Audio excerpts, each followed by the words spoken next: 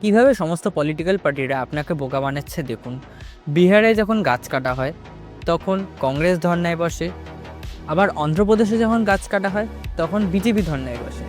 যেই আদানির নাম শুনলে কংগ্রেসের আত্মারাম খাঁচাছাড়া হয়ে যায়, সেই আদানিকেই অন্ধ্রপ্রদেশের কংগ্রেস গভর্নমেন্ট 1400 কোটি টাকার এমওইউ সাইন করে। আবার কিছু কিছু লোক মনে করে রাহুল গান্ধী প্রধানমন্ত্রী হলে বা কংগ্রেস ক্ষমতায় এলে দেশের হালাত ফিরে যাবে।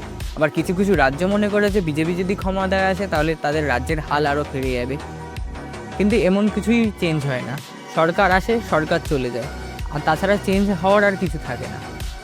আর সবচেয়ে বড় উদাহরণ হলো হিমাচল প্রদেশ।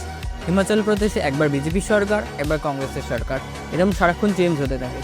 সরকার খালি পাল্টায়, কোনো কাজের উন্নতি হয় না, যা ছিল তাই চলে আসে। আসলে ভুলটা হচ্ছে আমাদের। আমরা পলিটিক্যাল পার্টির নেতাদেরকে ভগবানের মতো পুজো করি, কিছু কিছু সময় বেশিই মাথায় তুলি।